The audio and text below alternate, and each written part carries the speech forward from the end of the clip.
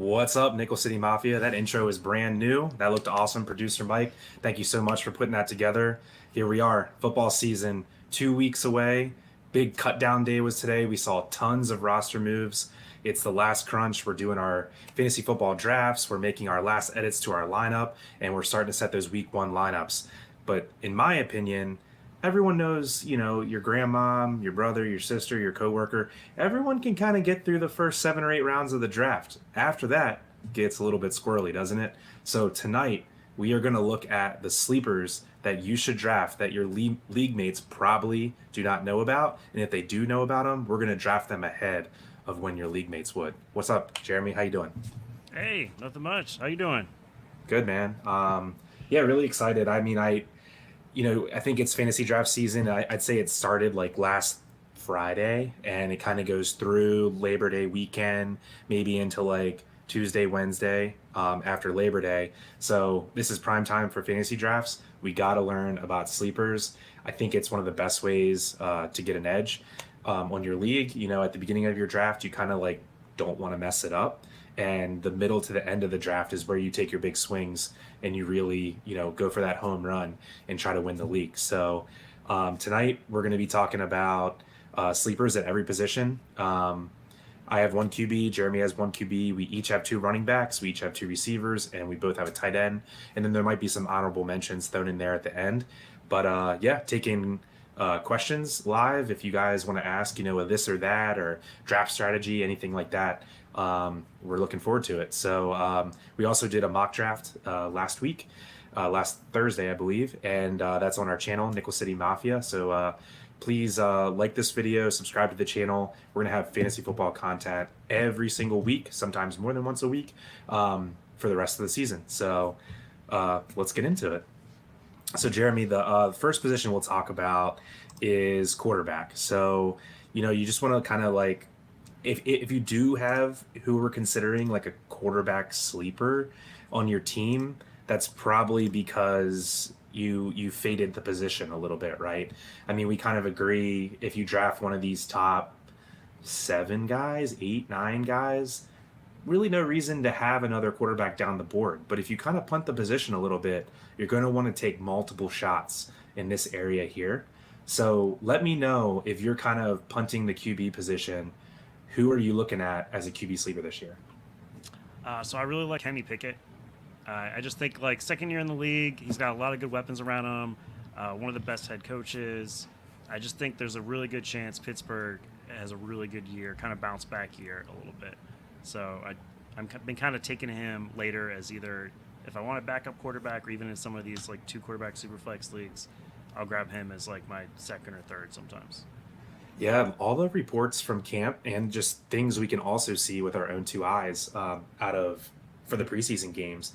The Pittsburgh offense is absolutely electric. Like, where did that come from? They're putting up points. They're doing it on big plays, scoring in bunches. It's just like they've totally revamped. I don't know if they've revamped their scheme or, Pickett's just taken that much of a leap or, maybe it's Pickens and Fryermuth are better this year. I don't know, but they're just absolutely wide open, just chucking the ball all over the place. And yeah, man, I'm with you. I think something that I really like about Pickett is that rushing floor that he has. People underestimate him as an athlete. He knows how to use those wheels, and so getting those 20, 30, 40 rushing yards a game is really a nice, safety net to have. Anything else you like about him before I go to my guy? No, I think you pretty much covered it. It's what makes sense to me, and just where he's going is just a bargain, and that's why I think he's got a lot of upside to him and a decent floor. Yeah, so where he's going is important. He's going as QB 19 overall. So in a 12-team league, which is pretty common these days, he's like the seventh QB2, right? So yeah, so people are valuing him as like an average QB2, and I agree with you that I think his upside maybe a little bit better than that. He has the weapons. He's ready to take that year 2 leap. So I'm Yeah. with you on Pickett. I dig it. Okay, so my QB sleeper, I'll give my spiel about him, and then I'll let you either thumbs up or thumbs down me. I'm all in with you on Pickett. So let's see what you think about my guy. I'm going to go with Brock Purdy. And my reason for that is I just think people are refusing. I'm also one of these people.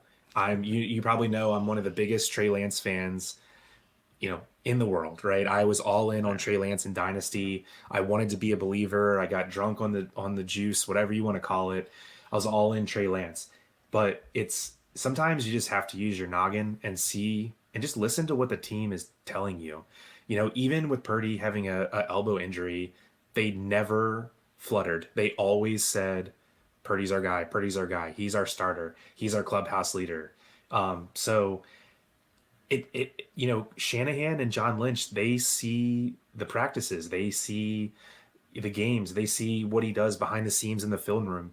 They are all in on this guy. I'm not going to say like we might have a Tom Brady situation on our hands, but I will say I think there's a clear path for him to have like a Kirk Cousins like career, where he could kind of live in that QB 8 to QB 14 range, once he really matures and hits his peak. So I'll just throw out a couple stats at you, try to Yep. back up my stance. He started 6 games in the regular season last year.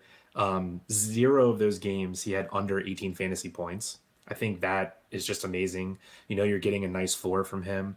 Some people say like, okay, his ceiling is capped because he doesn't run the ball, and that is true. He has no rushing upside from what we've seen so far. So his max fantasy points during the regular season was 25. Yeah. Still pretty good, but not that great until we hit the playoffs in the wild card game. He scored 40 fantasy points against Seattle. Brock Purdy does have a ceiling. He has elite weapons. Debo Samuel had an off year last year. Brandon Ayuk is widely talked about as a breakout wide receiver this year.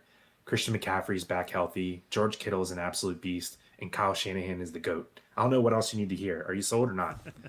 No, I am sold. I think just with all those weapons there, he's got Christian McCaffrey to just dump the ball off to, and he's going to run for 50 yards, Yeah. And I think it's definitely it's a nice later bet to make. I put him right there with Pickett. I think that those are two guys later where, yeah, I'll grab one of them as a backup, or if I'm really desperate and need a starter, I think they'll be fine. Yeah, I think you said it best is like there's only so much he has to do, and they kind of showed that last year. I mean, he has to know the system and get the ball out. Debo's a house call at any given time. So is Ayuk. So is Kittle. So is CMC. It's just, you know, it's just shooting fish in a barrel, to be honest, with Purdy. Yeah. So yeah, so I like those. They're actually right next to each other in ADP. Pickett's 19, Purdy's 20, so they're both firmly into the back end, QB2 conversation. So yeah, man, I dig it. Okay, so let's go on to running back.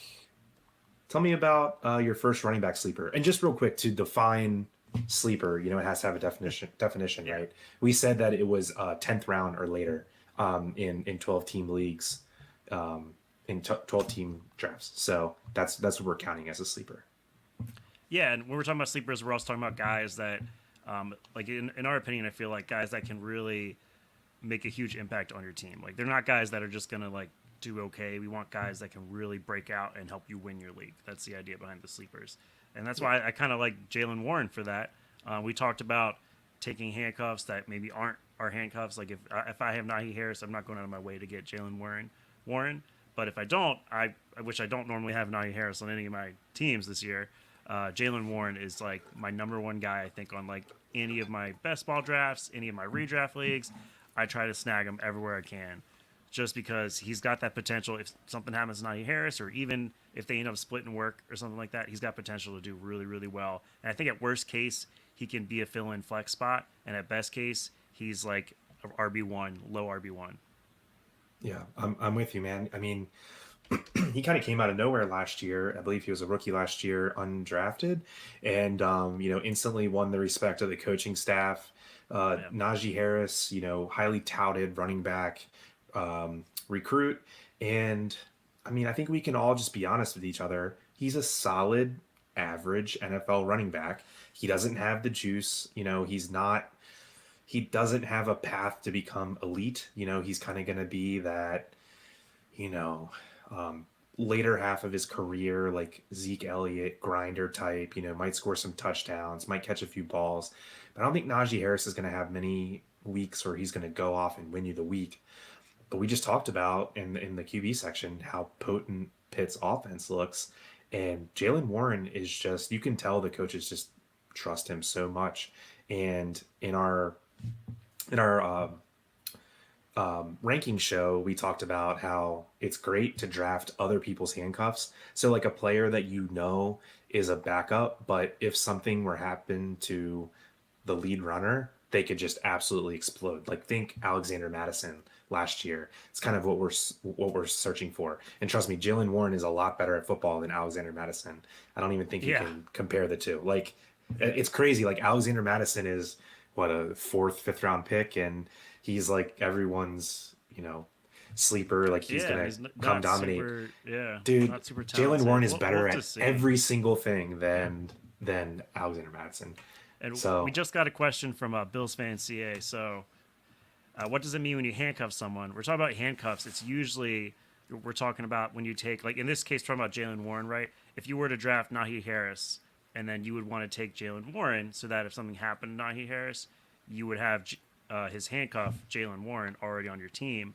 And Chris and I were talking in a different show that we were saying we actually prefer taking other people's handcuffs because it gives you a better kind of way to win, of kind of path to winning. Because if someone else goes down, you automatically have another starter on your team.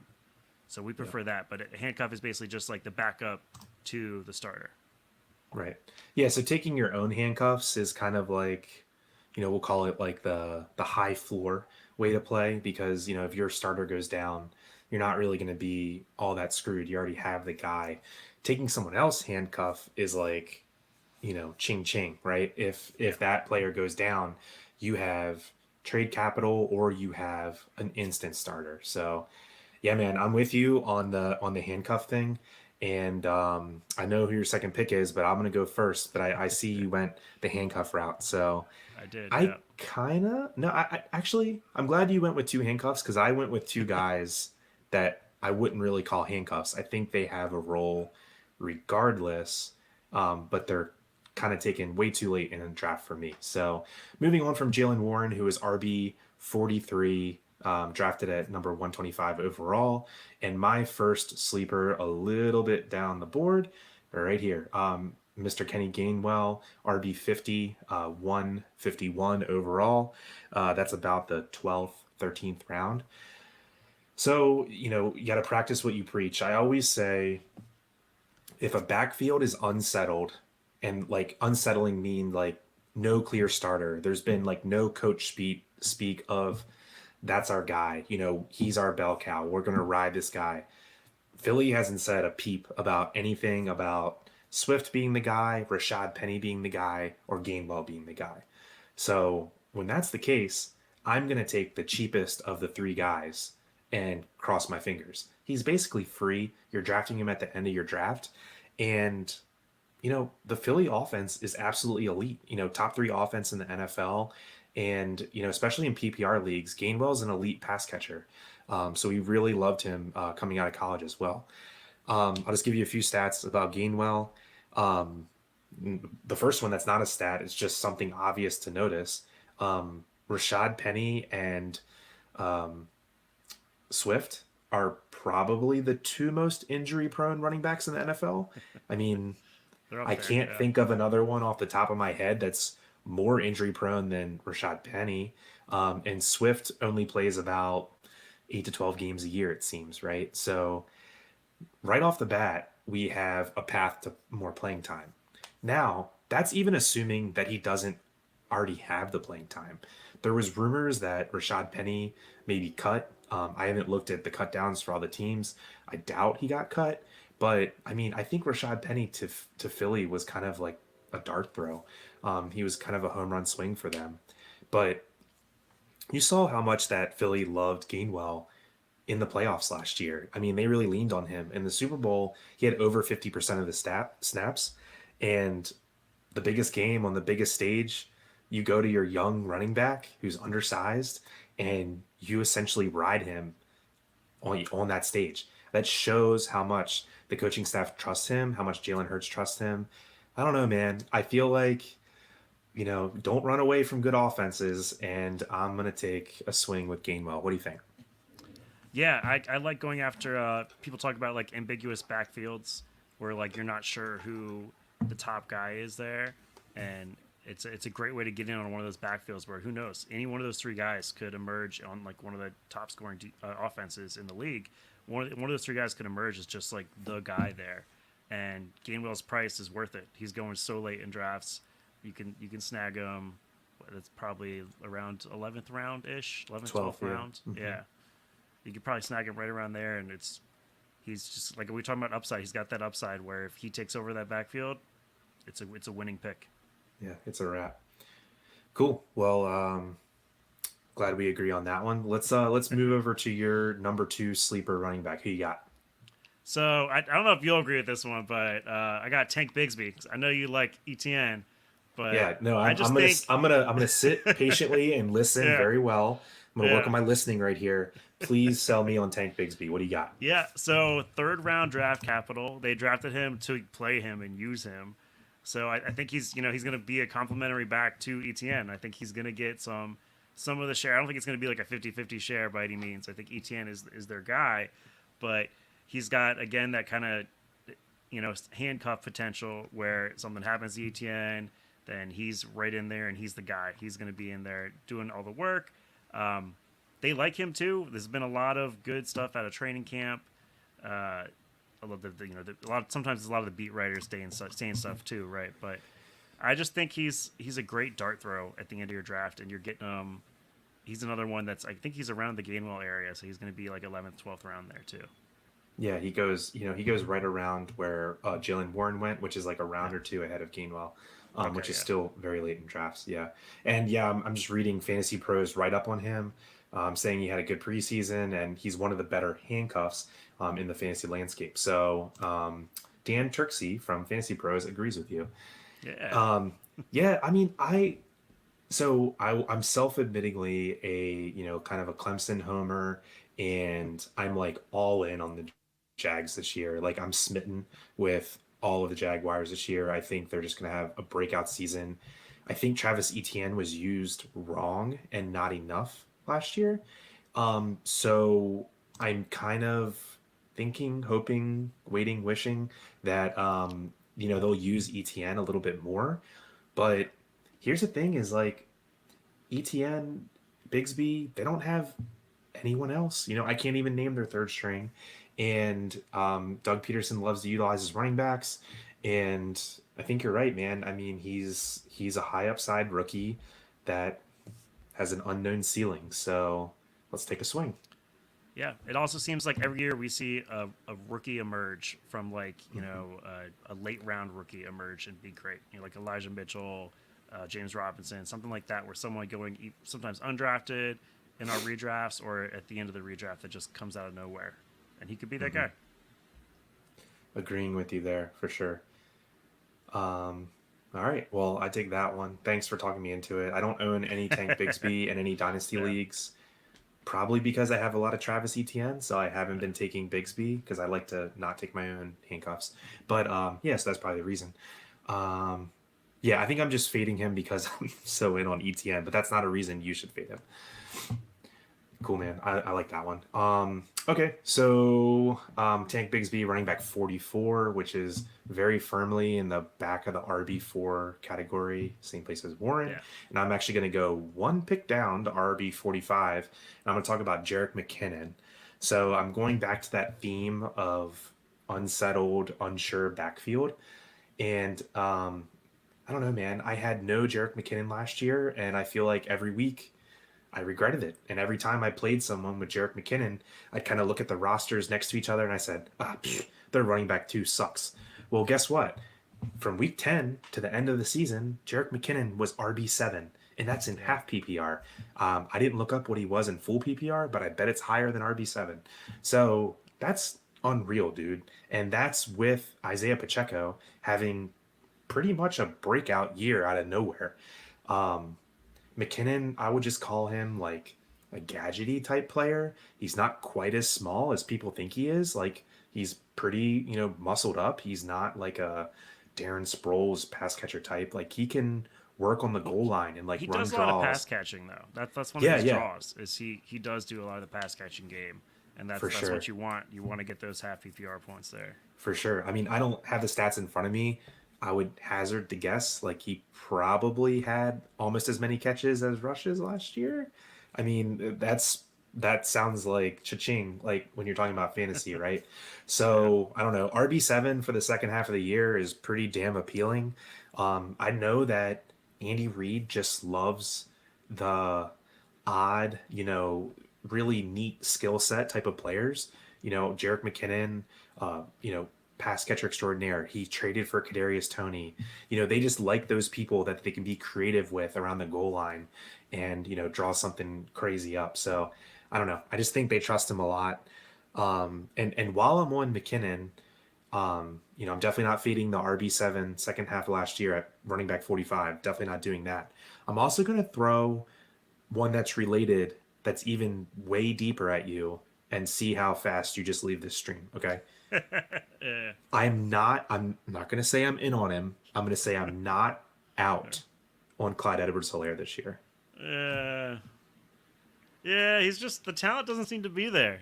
That's I, the only format I've seen like he's kind of been doing okay, like going really, really like the last round, take him into best ball because like he'll pick up some touchdowns here or there, but it seems like the talent's not there and Pacheco's taken over.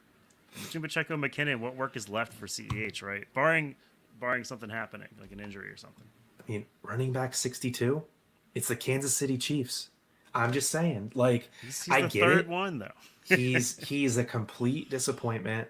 Yeah. Pacheco was an undrafted rookie. He has limitations in the passing game.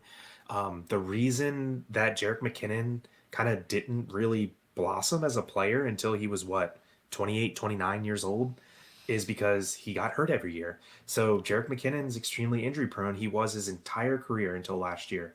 So I'm just saying, elite offense. Clyde Edwards-Helaire. I'm not saying I'm in. I'm just not out. Okay. Yeah, I've got a bonus one too that we could talk about. So the Yeah. Evan Let's. Hall for Indianapolis Colts. The big news today was Jonathan Taylor did not get traded, but because he didn't get traded, he's stuck on the pup. So he will not start the first 4 weeks and potentially could hold out longer for a contract. So who is in the backfield for Indianapolis Colts? It's nobody. Yeah. Literally They. nobody. It's a bunch of nobodies. Evan Hall is a rookie. He pass catching duties and stuff. So you always go for the pass catching rookie and just hope. And he's going undrafted or like last round Yeah, that's going to change ASAP. This is kind of his after today. ADP, yeah, Yeah, to date. And then, everyone hearing the news today that, Taylor's holding out. I don't really know if that means he's more likely to be traded, less likely to be traded. I don't really know. yeah, But I'm with you, man. It's a wide open backfield. So Zach Moss, who probably would have been their starter, is hurt. He has some sort of like broken hand or arm, I think. yeah, So yeah, Zach Moss is hurt. So it's between Evan Hall and Deion Jackson. So I kind of don't care which one I get. Evan yeah. Hall, running back 72, or Deion Jackson, running back Deion Jackson's gonna 67. do something. We saw him do stuff last year and stuff. So like he's probably gonna be the number one guy. I just think like if there's someone that can take over and come out of nowhere, it could be Evan Hall. So I'd rather Hmm. go for Evan Hall and just like hope he's shows some talent and takes over the backfield. Yeah, I'm with you. If you take Deion Jackson, Evan Hall, you're obviously not starting them. Well, Yeah. maybe. I mean, if one of them's clearly named I the mean, they starter, got four you weeks. Yeah, you got the first 4 weeks without at least 4 weeks without Jonathan Taylor. You never know. yeah, it's a We've good, seen running if you, backs on bad teams do well. exactly, like if you draft Jonathan Taylor or Alvin Kamara or I don't know, someone else who's banged up. I don't know anyone off the top of my head right now. This could be a good, first couple week fill in at flex or Yep. RB2. We don't know who's going to be. All I remember last year is Deion Jackson just straight up won weeks for me a couple times. Yeah, Like the guy just went he did. nuclear Yeah, like there was twice. no one else to run the ball there, and he did it. Yeah, Yeah, great pass catcher too. So, yeah. yeah. So, Jeremy thinks Evan Hall. Chris thinks it doesn't matter. Just grab one of them. Grab one at the end of your drafts. Yeah. You probably can't get them the last pick. Maybe Yeah. like round 13 or 14 now, but that's fine. Okay, On to wide receivers. on to wide receivers. Here we go. So we will start with your first wide receiver sleeper. Who you got? Marvin Mims Jr. Oh So yeah. another going with the rookie here with Oh Denver. yeah. So I'm sure people have heard Jerry Judy is a little banged up. They're not sure if he's going to be starting the season or not. I haven't heard one way or another. Uh, and Marvin Mims, they traded up in the second round I'd love to see to that. get him. That And is see, that there you go. is So music. Sean Payton personally traded up to get him, and that's he clearly likes him. There's reports coming out of camp. I don't know if like how accurate they are that the people there aren't enamored with Cortland Sutton, who would be the new number one with Judy banged up. So it kind of feels like it's there for Marvin Mims. Like the job is there if he wants it. If he can play for it and get the talent, like shines out, he could do really, really well. It's another one where we're talking about like sleepers at the end of your draft that could be bombs. He's one. Go for the rookies. The rookies can outplay their ADP by a lot sometimes. And he could be one where he just takes off. And even when Judy comes back, it could be the Marvin Mims and Jerry Judy show, and Cortland Sutton could get thrown to the side. Yeah, man, I dig it. When he was drafted, it was kind of like a WTF pick to me because they had Jerry Judy, they had Cortland Sutton, they had Tim Patrick, they had KJ Hamler, they had Greg Dulcich, they had Albert O. And I'm like, okay, what, why, how? So, I will say it's quite possible Marvin Mims has had the best offseason of like the Red Sea parting in front of him, right? Tim Yeah. Patrick's out for the year, KJ Hamler got cut, and Jerry Yeah. Judy has a soft tissue injury. It's like, let's go. Yeah, dude. And Sean Payton traded up for him. He has highlight reel catches all the time. He's a freak athlete. He's so fast. And he caught a really nice deep ball in the last preseason game. And everyone says Russ looks like a completely different player in the good way this year. So Yeah, we'll let's see. go. I am hesitant. That's the only thing I'm hesitant about with him is Denver could just be god awful again, but they can't be that bad. And like I said, he's going so late in drafts that it's worth just grabbing, stashing on your bench, and hope something happens. Right. Yeah. So So, who's your next guy? yeah, so Marvin Mims, they have him listed here as wide receiver 62. I really don't think that's going to hold very Okay. long with the Jerry Judy news. This is probably, it probably takes a few days, a week to update. So I'd be comfortable reaching for Marvin Mims like up here, right? Yeah, Like I around think the I take Bateman over him. I think, but that's yeah, but I about right. think Yeah, I think he's probably, move him up a about little 10 higher. spots. That's fair, right? Okay. Mhm.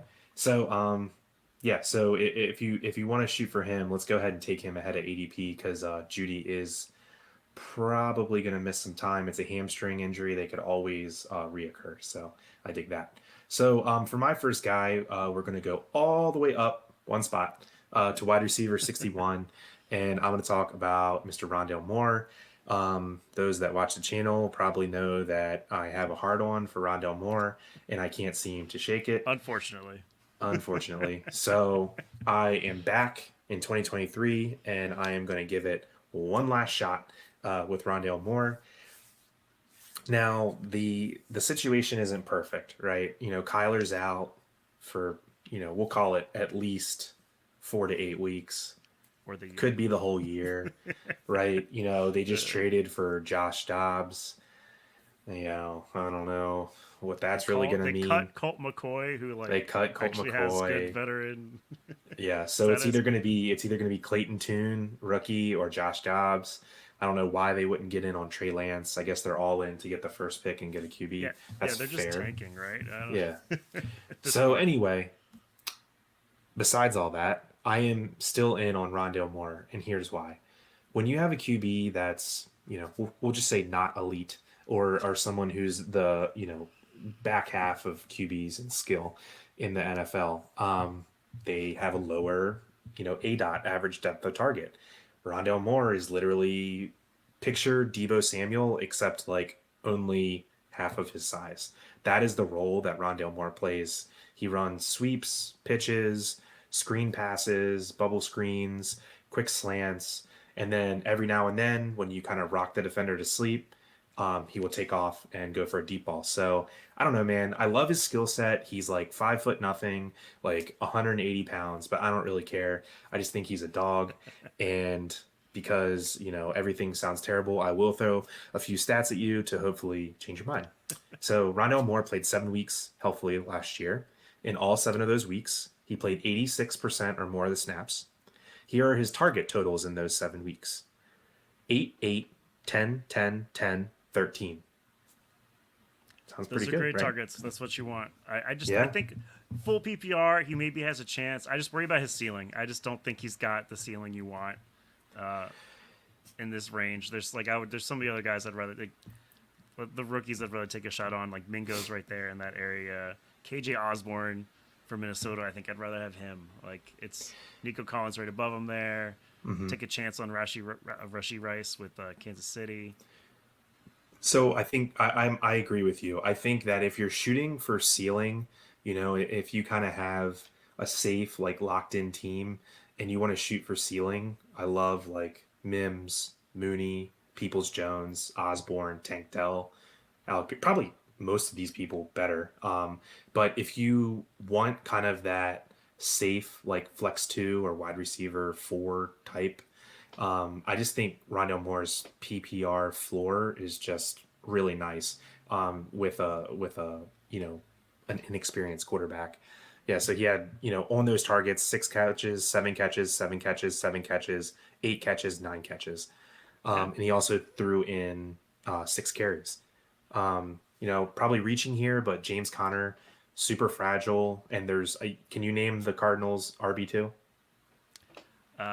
It was the rookie Keontae Ingram last year. Keontae Ingram. I think Yeah. they cut him. I think he didn't make the cut this year, so I'm Who not knows, sure. right? Yeah. Yeah, so the Cardinals RB2 kind of in question. I'm not saying Rondell Moore will ever play running back, but like I said, he's kind of in that Debo mold. So he kind of could do what the Niners did, when they didn't really have a running back to speak of, and Debo kind of got those like 6 to 8 carries a game. Could easily see that happening, especially like if they want to keep the load off Connor a little bit.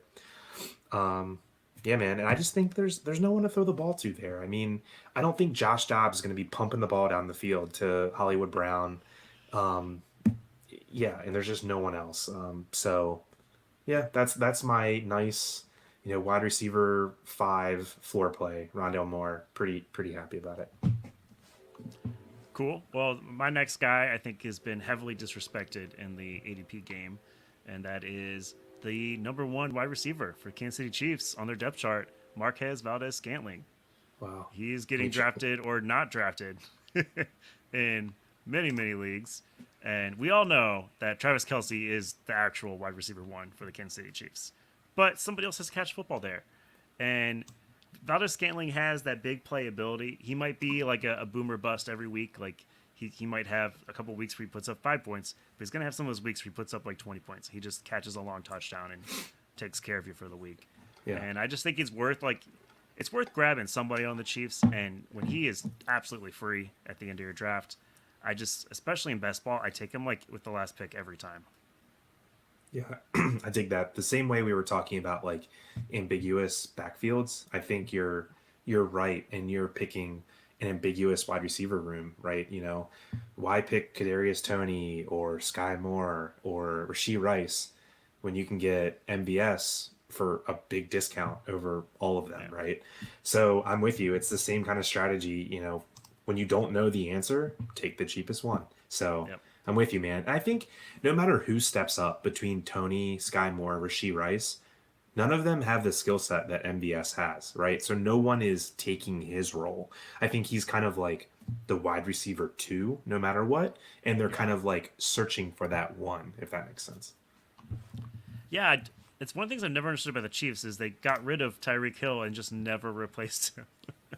It was like there Yeah. was never that wide receiver one. But it doesn't matter because Mahomes can throw it to anybody. He'll throw to 10 different receivers this year. They're all going to catch touchdowns. But maybe Marquez will catch more than the others. Who knows? Yeah, man, I'm with you. He's definitely if you're playing like best ball or like daily fantasy or something, big MBS guy. I like that a lot. Yeah. Um, yeah, and could fill in nicely on bye weeks too. Okay, so my next wide You're receiver is actually a little bit lower than yours. Is a guy I oh think Nickel City Mafia is going to be pretty happy to hear me talk about. Ex Buffalo Bill Isaiah Hodgins.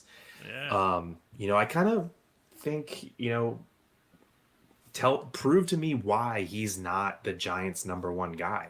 I mean, it can't be Steve Slayton. He doesn't have that skill set. Like Steve Slayton is kind of in the mold of like an MBS. He's like a deep threat, 2 to 3 catch game guy.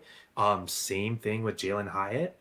And then, otherwise we have Darren Waller and we have who's the guy that's hurt that's from Kentucky? The Um, little guy. yeah. Oh man. Oh man. Oh, Wandale Robinson. Wandale, yeah. So Wandale They have Robinson, I think, Paris is a Campbell there too this year. They that's picked him true. up. That's Yeah. true. Yeah. So Wandale Robinson and Paris Campbell will kind of play that slot role, but Isaiah Hodgins has nice size to him. He's a Brian Dable guy, obviously, because the Bills cut him and he's now in the Giants with Brian Dable. And a couple stats about Hodgins. He had a 5 game stretch last year where he had 4 touchdowns, which is unreal Yeah. because it was right when he came on the Giants. They just threw him in there and he was just a beast. Um, and I think Daniel Jones is like a big breakout candidate this year. I mean, he got his contract. I mean, he has better weapons than last year. It's hard to be worse, right? They went and got him Waller. They drafted him Hyatt. Saquon's happy. I don't know, man. Like, I think the Giants are a pretty decent team. And, Hodgins is a good of a bet as anyone as wide receiver one. He's going as wide receiver 75. Yeah, it's another one of those wide receiver cores where somebody has got to catch the ball, and I think they could turn into a Kansas City situation where it's just going to be Darren Waller soaking up all of the targets. But I agree with you. I like Hodgins the best out of that core. I've been taking a lot of him late, just because the off chance he ends up being the number one there, and Slayton. Slayton's a great name, Jake over there. Did I say But Steve Slayton instead of Darius Slayton? I might have. maybe. But Steve Slayton, was that a maybe West thinking Steve Virginia run? Smith. I don't know. But yeah. Was Steve Slayton a West Virginia running back? Oh Maybe. yeah, I think you're right. Yeah, right. Yeah, I think he Yeah. was. Yeah. But anyway, Jake, thanks for chiming in and joining us. How happy would you be right now if Hodgins was the wide receiver 3 on the Bills? I mean, that would just be money. So W. anyway, yeah, and Hodgins also caught a touchdown in the playoffs, round one. So I don't know. Guy seems like a baller to me. I like Daniel Jones more than most. He doesn't have any competition. Why not? I'm all in. Wide receiver Plus, he 70. loves country music. So He does? Daniel Jones. Oh man. Yeah. Oh, I thought you meant Isaiah Hodgins. I was like, that's weird. Oh no. Yeah. No, I thought no, Daniel Jones loves country music. Yeah, it looks like Fantasy Pros agrees with us. So Yeah. Isaiah Hodgins is a priority pick in later rounds of drafts. Once New York made him a full-time player, he crushed. Fact. We just talked about that. Weeks Yeah. 13 to 17, he logged 4 top 24 wide receiver outings in 5 games. So I don't know what more you need to hear, man. He's pretty solid. Yeah. Cool. You have any honorable to the tight mentions ends? for wide receivers Um, before we go to tight ends? I don't think so. Trying to think if there's anybody else I've been kind of like going towards at the end of drafts. Last time we talked, you turned me on to Darnell Mooney a little bit. He's in that range. I've been trying to get him once or twice. He's way too low. Yeah. Yeah, because you never know over there if Fields steps up and he kind of really steps into that passing role. Can I say I We talked really about like Nico this range? Collins. Like this back end of the 50s and 60s. Yeah. It's like I kind of in on all these guys. This is a nice range. Yeah, Yeah, talk out to on me about Myers Nico. there. Well, it's another case where somebody's got to be good there, and it seems, especially after this last preseason game, he looked really good. There's some connection going on there, and maybe he's Stroud's guy, and Stroud just decides this is my guy to throw the ball to. So it's another one where I like taking him late and hoping something happens. But I was starting to say I'm out on Vegas and Myers. he looked like he could have been better for the Pats, and I was hoping this could be a good move for him. But just the stuff coming out of Vegas doesn't sound good, so I'm kind of just steering away from a lot of their players. Yeah, I'm with you on Nico, man. I mean, I think he was on a sleeper show we did 2 years ago. I mentioned Nico Collins, I believe. I Yeah, think it wasn't last year; it was 2 years it's finally ago. gonna happen for you. It's This is the finally year. gonna happen. Yeah, Yeah, man. I just love his profile. You know, he's a in the Calvin Johnson type body. Those that haven't seen Nico Collins play, he's kind of like a Michael Thomas, get off me type player. That prototypical, X receiver that every rookie quarterback wants to have. So yeah, man, I dig it. Curtis Samuel, Jake's asking about. So that's one Yeah, of my Washington Commanders I'll let you football take team, that one. Go for whatever it. they decide to rename themselves. Hopefully, please, Josh Harris. Anyway, uh, I think there's definitely hope for Curtis Samuel. People are insanely excited about Sam Howell being there. Hmm. It's just, I mean, maybe we're just all excited Dan Snyder's gone. I don't know. But people are also really excited about Sam Howell. Ron Rivera's excited about Sam Howell.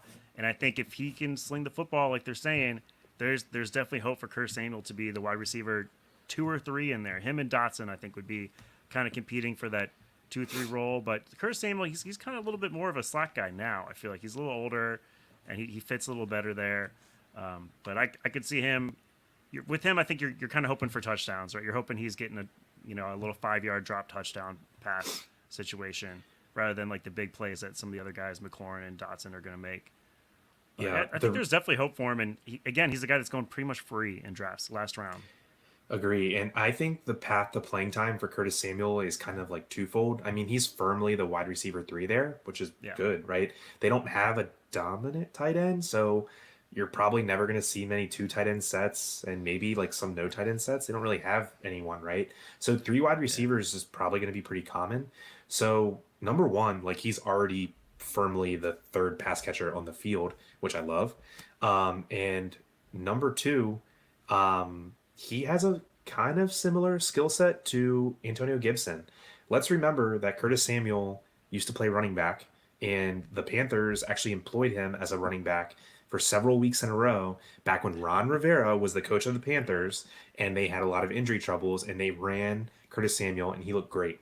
So if Antonio Gibson were ever to go down, I feel like the guy that replaces his role is right there. So he has two paths to playing time for me. So yeah, I dig that, man. Good call, Jake. All On right. to our tight end pick. Yeah, thanks for those that are watching. If you guys have any questions that you want answered live, we will certainly do that. And we do this show every week. So pop one in and ask a question. Usually we just stop whatever we're doing and we answer questions right away. So let us know what you need help with. Speaking of that, Jake's asking for thoughts on Hunter Renfro. I just staying away from him. Vegas situation. I don't know. I've Yeah, I kind of stayed away mean, from him a little bit. I know he was a wide receiver 1 2 years ago, but the signing of Jacoby Myers was pretty much the death wish, right? Because they have a very similar role. They're both slot, possession receiver types. I don't know, man. I think there's so many other players that I'd rather have at the end of my roster. So Yeah, sorry to say that. I hope my wife's I not think that's the watching because she problem. went to Yeah. Clemson. Yeah. All right, man. So who is your sleeper tight end that's going after round 10? So mine's going pretty far after round 10. You got to go down to the 23 on the list there. Jake Ferguson for Dallas. I just think younger guy. We saw what Second happened year last player. year with Schultz there. Yes, second year player. We saw what happened with Schultz there, so we know the role is available in Dallas, and I just think betting on him to just fit in that role and have that happen for free. I guess he's another one that sometimes goes undrafted in a lot of drafts, being the tight end 23. He's free, so I like grabbing him. Dalton Kincaid. Dalton Kincaid's way more expensive than Ferguson. Okay. Yeah, Jake, while we both love to agree with you and all the Bills Mafia out there, he did not fit the criteria Yes, 'cause for he's too being a good. sleeper. Yeah, he's picked 110 overall. We're doing 10th round or later, so he's about a round or two too high to fit into the criteria. Sorry, man, but yeah, And the I hype is dig. just too big on Kincaid. People are grabbing him a little sooner than that. Even I've seen him go in like eighth, ninth round sometimes, just because people want him. Yeah. Yeah, man. But When we were passing back notes before the show, and you sent your sleepers first. I said an expletive out loud when Jake Ferguson was your tight end you got to. because, dude, I just don't get it. Like, Dallas has notoriously leaned on their tight end, used their tight end, and they don't care who it is. Like, none of these guys are highly touted, like, since Jason Witten, and they're all freaking good. How many years in a row does Dallas have, like, a top 8 tight end? Like, I guarantee it's a million. And I just don't understand. Like, Dallas has straight up said it out loud, like, Jake Ferguson is our starter. So why is he being drafted almost as a tight end 3? Makes zero sense. Yeah, I agree.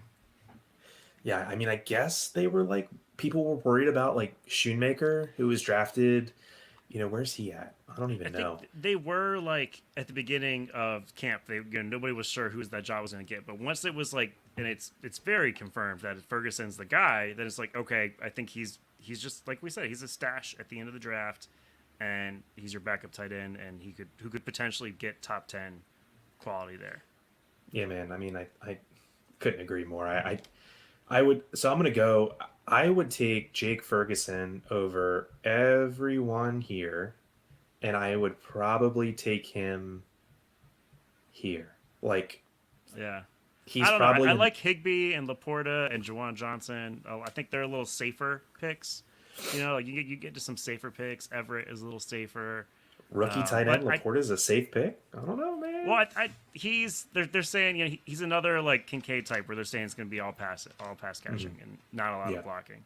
So that's why the upside there is pretty good. But Yeah. So especially with Jameson Williams out. can I just make like one more comparison real quick? Yeah, Like, yeah. okay, so like Jake Ferguson, who's taking Dalton Schultz's job. Dalton Schultz was literally a freaking nobody before last year. He was a zero. He was a nothing. And Dallas has a great scheme for tight ends. Dalton Schultz blew up, had 2 good years, got himself a big contract. He's likely on a top 3 worst offense in the NFL. And he goes tight end 12. And then Jake Ferguson, who's in the system where every tight end smashes, is at tight end 23. It makes zero sense to me. Yeah, I'm staying far away from Schultz this year. Like His price is not Irv great. freaking Smith is before Jake Ferguson. He's played like 8 games in his career. Yeah. Yeah, get out of here. Taysom Hill, like, come on, dude. Anyway, I would take Jake Ferguson before I would take my sleeper tight end, Luke Musgrave. But you beat me to it, so I had to talk about someone different. So yeah, man, I'm going with Luke Musgrave. So here's the deal with Green Bay. Obviously, new era in Green Bay, passing the torch to Jordan Love. They have all young receivers, no one more veteran than year 2.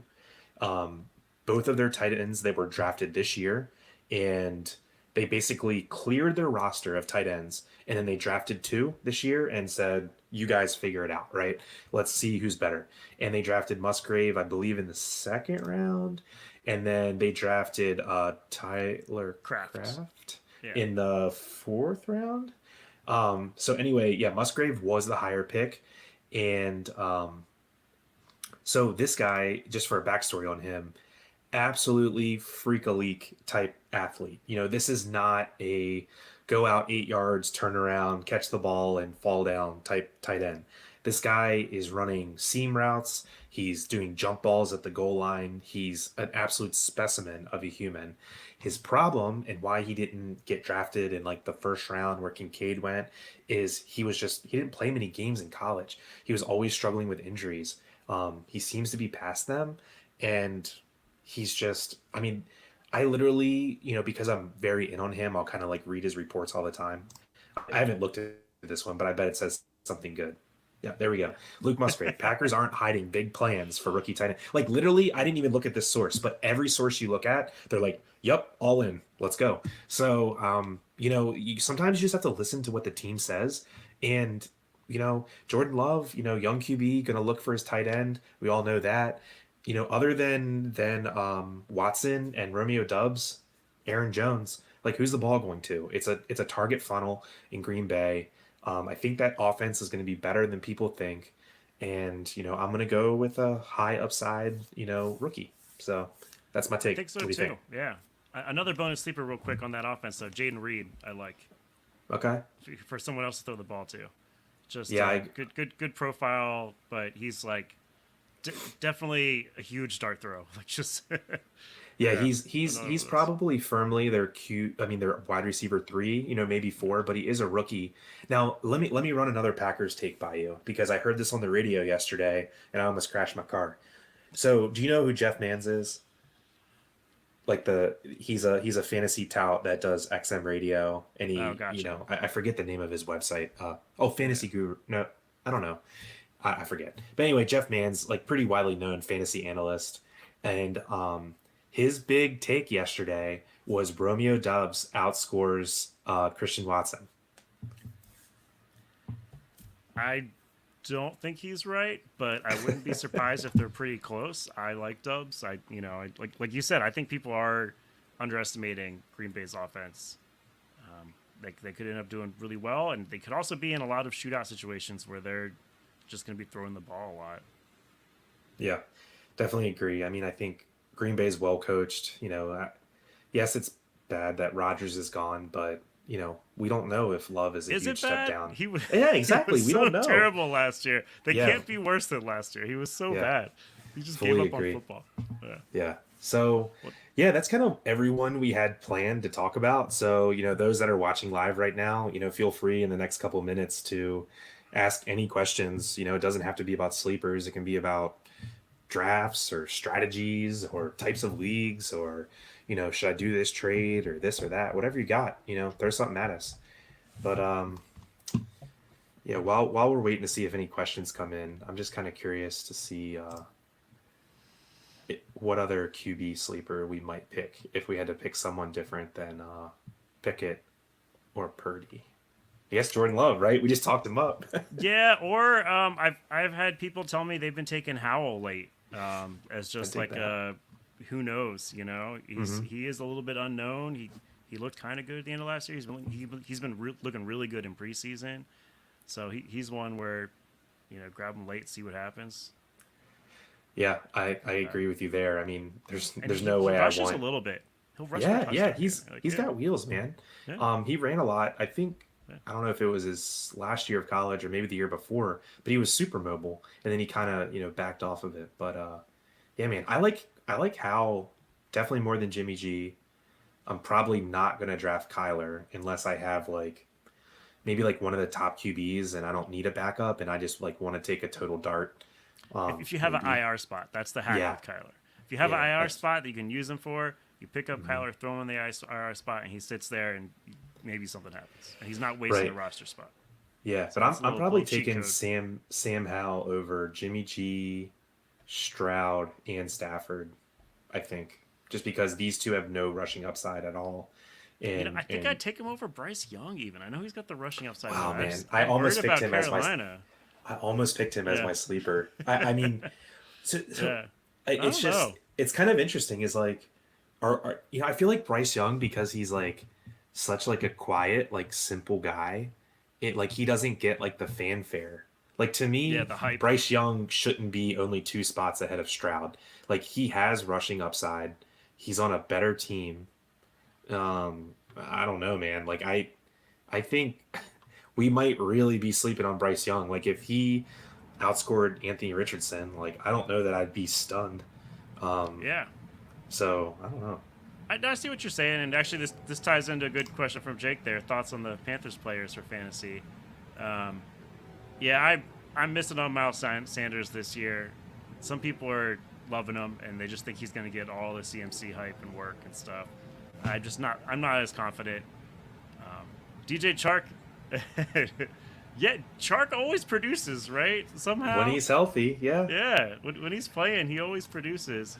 But other than that, there's not really anybody else there. What is Yeah. Let's go find DJ Chark, but I might get carpal tunnel on my way scrolling down, looking for him. Where is he at? Where's he at?